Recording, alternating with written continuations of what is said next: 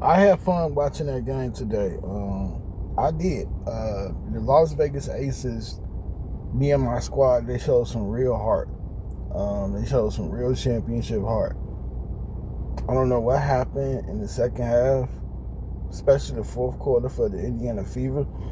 Perhaps they went away from Aaliyah Boston more than they probably should have.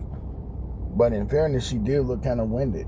For Caitlin Clark, and we're gonna simplify this, and we're gonna try to do more post games. If I can see the game, we're gonna try to do more post games, like we were doing in the first year of the channel. But look, for Caitlin Clark, I think it's as simple as you just got to simplify it.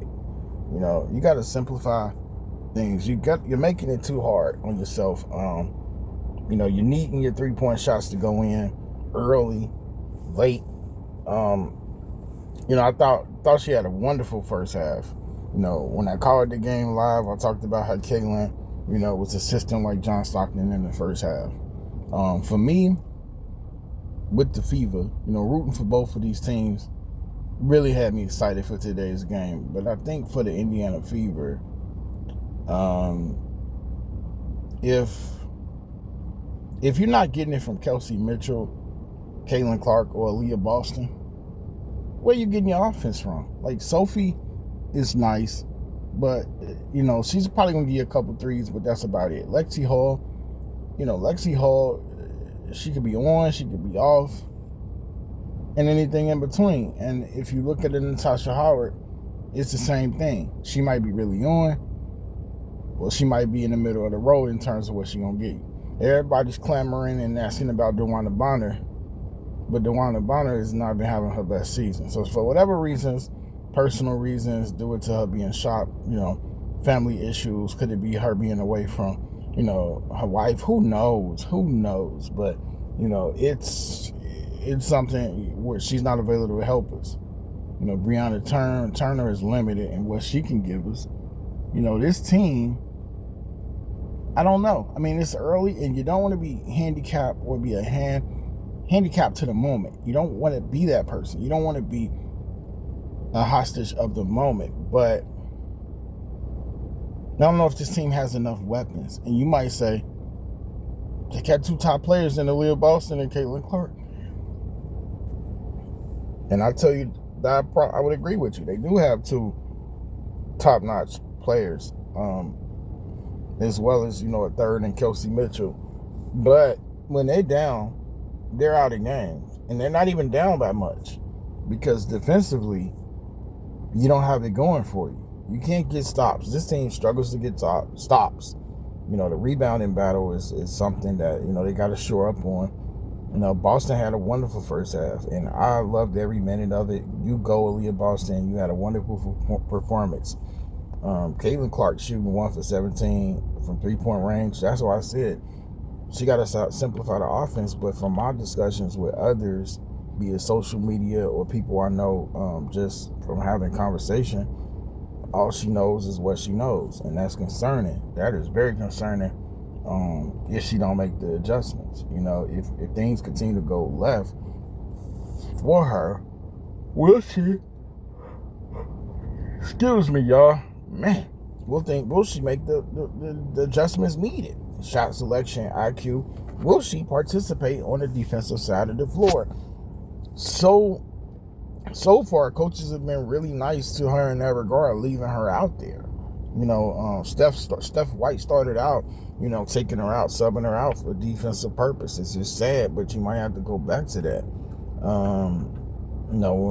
don't know. I mean, the Fever 6 and 7, they got to figure it out.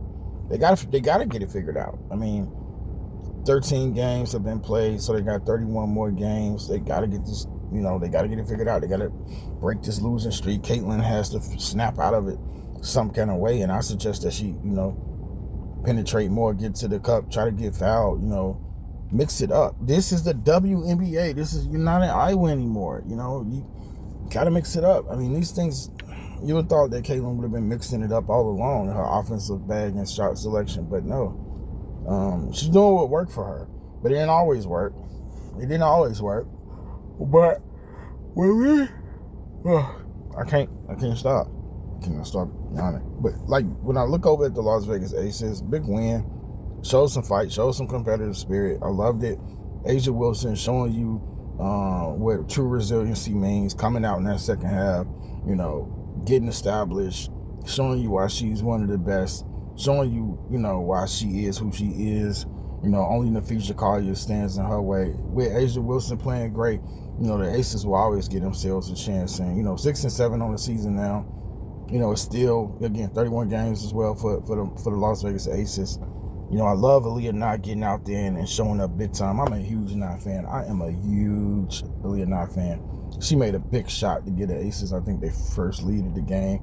And for however long it had been, you know, that kind of helped the Aces. I thought Kelsey and A'ja kind of slammed that door shut. Experience went out, and ultimately, it just seemed like the Aces just came out in that fourth quarter and said, "We're not losing. We're not going 3 games under 500, and we're not finna lose 4 straight."